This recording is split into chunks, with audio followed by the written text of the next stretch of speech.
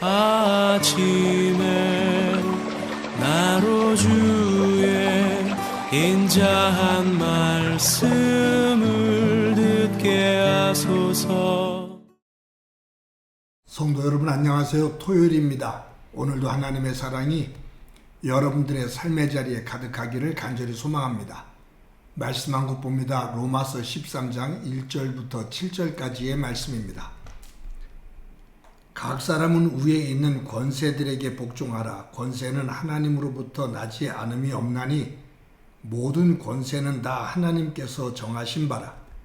그러므로 권세를 거스리는 자는 하나님의 명을 거스림이니 거스르는 자들은 심판을 자취하리라.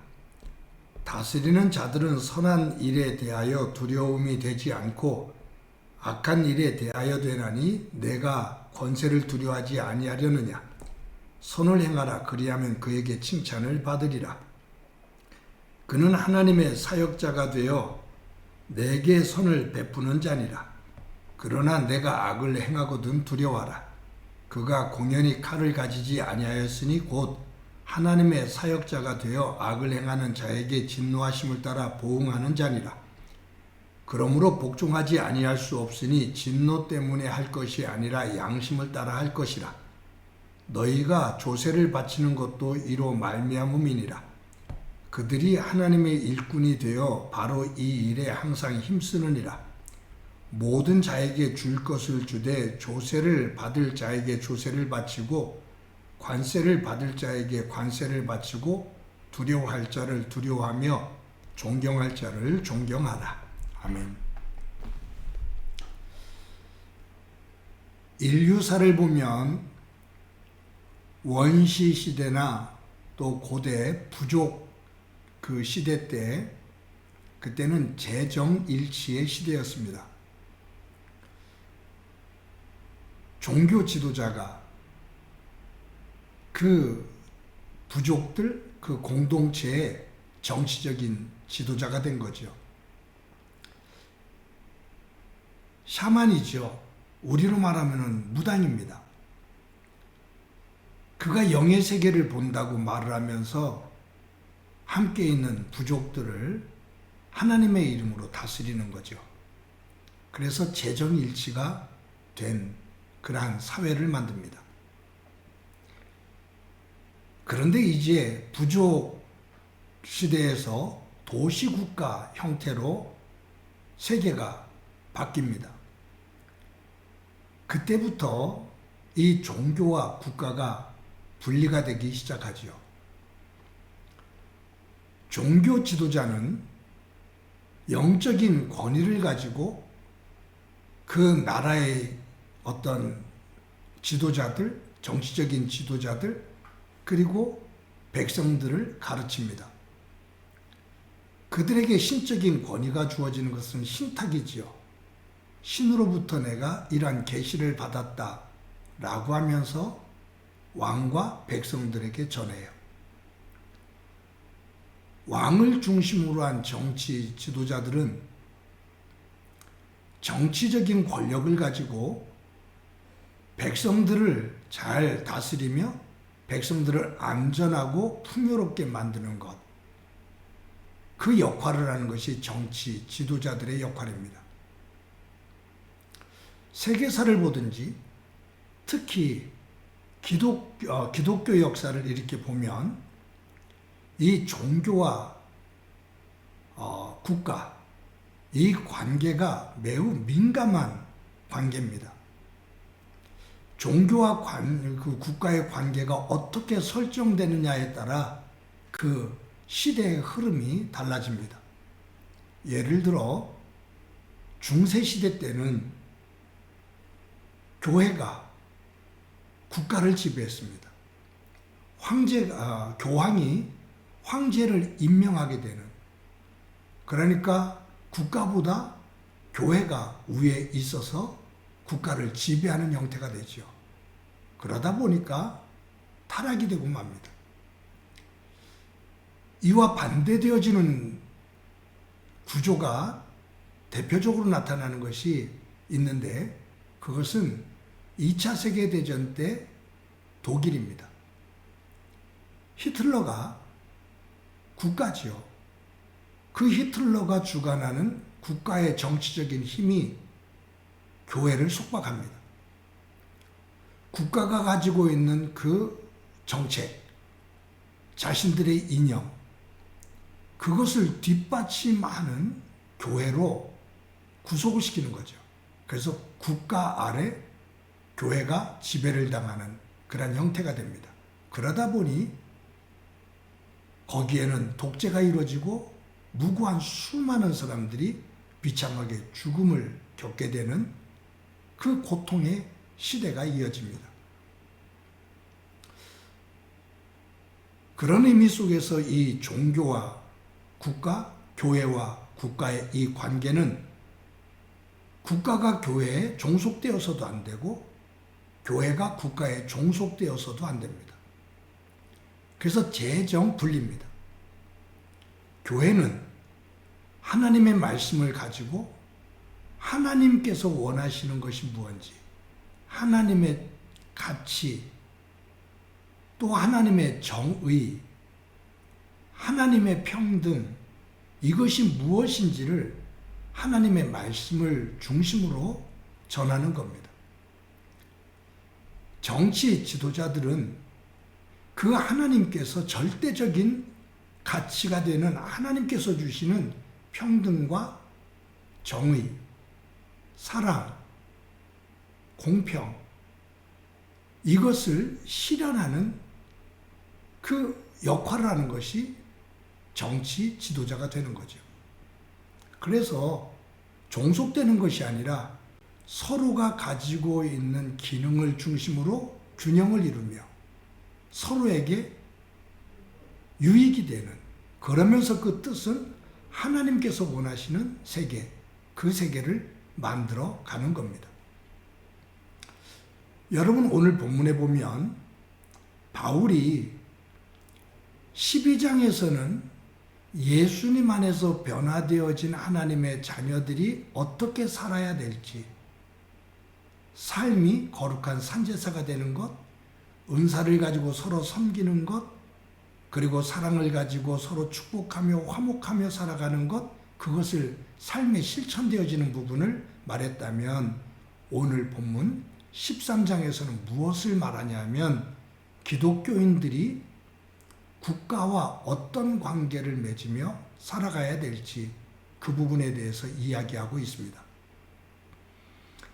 여러분이 바울이 로마서를 쓰는 이 시대적인 상황을 중심으로 조금 이 의미를 설명해 보면 로마 제국이 기독교를 박해하고 있잖아요. 기독교인들은 하나님의 나라를 꿈꾸고 있습니다.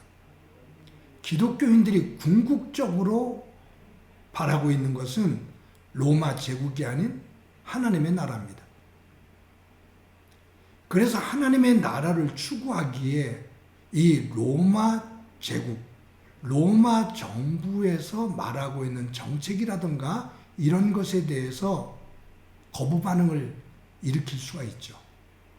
세금을 안 내고 그 정해진 룰을 따르지 않고, 그러다 보면 로마 제국으로부터 더 큰 억압과 박해를 받게 됩니다. 바울은 그것을 현실적으로 알아요. 로마 제국이 지배하고 있는데 이 로마 제국과 대립각을 세우고 거부하면, 저항을 하면 복음이 증거될 수가 없다. 더 큰 핍박과 억압을 받게 된다. 로마 정부와 대항하지 마라. 라는 의미가 여기 있어요. 만약에 로마서를 쓰면서 바울이 이 로마 제국에 거칠게 저항해야 된다라고 말한다면 이 로마서는 읽혀지지도 않았을 거고요. 그런 의미 속에서 유화적인 그런 모습을 보이는 것은 당연합니다. 그런데 우리가 이 국가와의 관계 속에서 살아갈 때 우리들은 내가 속해 있는 그 국가의 국민으로서 시민권을 가지고 있는 사람으로서 그 국가의 주인으로서 의무와 책임을 다해야 됩니다. 세금과 그리고 정해진 법을 따라야 됩니다.